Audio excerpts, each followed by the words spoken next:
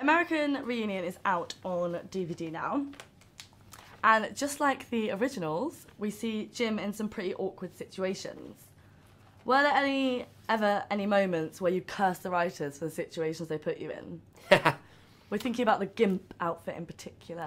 Yeah, you know that. Yeah, the Gimp outfit was actually probably my least favorite thing to do in this movie. I thought it was. I loved the idea. I thought it was hilarious. So yeah.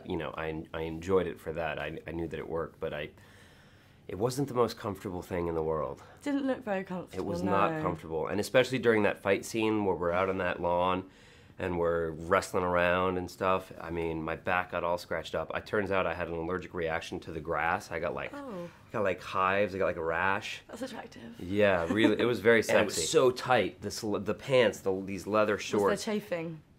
Chafing, and my testicles are still like they were up in my throat. They're only now down to here. A year after filming, they're like somewhere mid torso. My testicles are. They haven't fully returned to their normal location. That's how tight that thing was. It's dedication to the art. Oh yeah. No, listen, I'll do anything for my craft.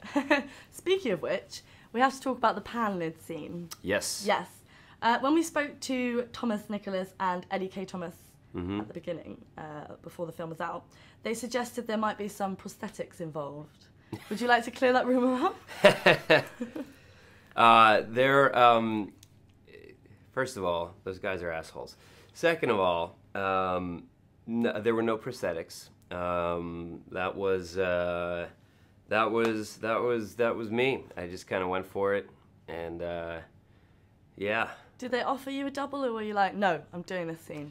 There was no offer of a double. It was always going to be me from the beginning. I had offered, to the guys to the writer-directors, that I would do anything. In the earlier drafts of the script, my one concern was that it was missing its pie scene. I felt like Jim didn't have that pie moment. It was difficult to come up with something. It's a real challenge. The bar's been set pretty high, and I told the guys, I said, listen, I'll do anything. Don't just use your wildest imagination, and then we'll discuss it and figure out if it makes sense. So we worked through the idea and choreographed that scene, and there you have it. Alison Hannigan plays your on-screen wife. Yep. And she's also very well known for playing Jason Segel's lady in How I Met Your Mother. Is there any rivalry between you and Jason? Battle of the on-screen husbands? You'd have to ask Alison that. For me and Jason, no. There's no rivalry that I know of.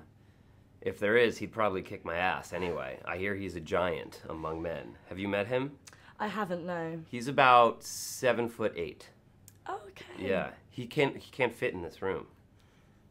And that's not even saying anything about his ego, which is adds another like 4 feet to his. I think you're starting the battle of the husbands here right now. Yeah. But you'd have to ask Alison. Alison. Listen, I've been her on-screen husband in these pie movies for 15 years, but we do these movies for a couple months and then we go away. And she's been working with Jason now for 8 seasons or something, but they work very closely together for 9 months of the year and.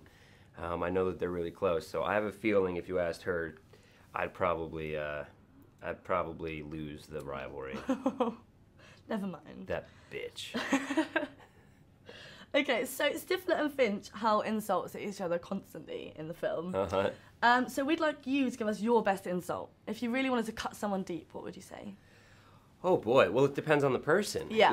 I'd probably, because I like, it's all about low blows. It's all about, finding that sort of personal thing and kind of, using it against them. Yeah. If you want to hit them where it hurts, you got to find out that thing, that thing that for example, the thing that maybe they told you in confidence and they would never want you to tell anyone else. Or the thing they're most conscious of, like being really tall in Jason Segel's case. Exactly.